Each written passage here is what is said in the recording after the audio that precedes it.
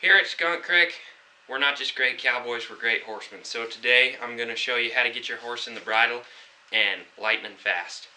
So first thing you got to do is get a slick fork saddle.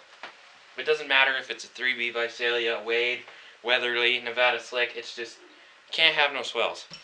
The second thing is you need an absurd amount of bull saddles, more than you could ever use. I've got 1, 2, 3, 4, 5, 6, I've got 7 right here. If you're roping on rubber, you will never get your horse in a bridle. You'll never get him straight up, okay? You might get him to the 2 rein or something, but you'll never get him straight up if you're roping on rubber. Gotta have shap hide, mule hide, something like that. You gotta have hair ropes. You gotta have all hair ropes. You don't use hair ropes, you're not gonna get your horse in the bridle. You gotta have a bridle, okay?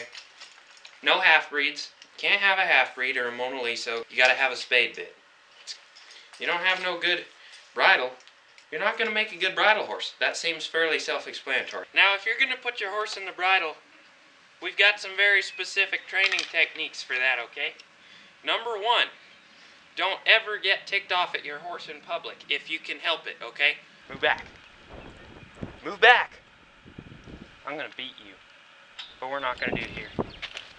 Because for some reason people have this idea that the old-time vaqueros were these perfectly level horsemen that never had any troubles with their horse or never got after them. They just somehow magically did it.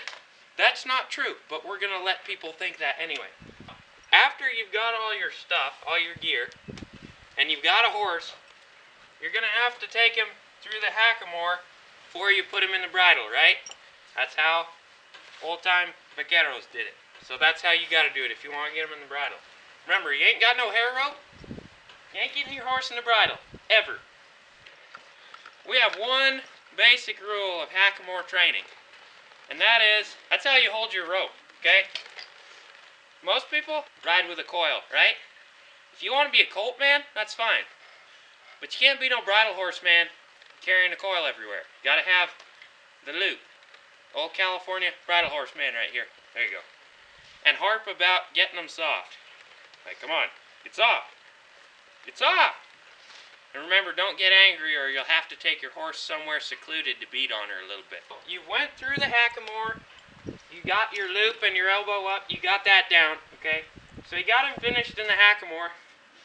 And I'm just going right onto a bridle in this video because the 2 reins kind of inferior. It doesn't do anything.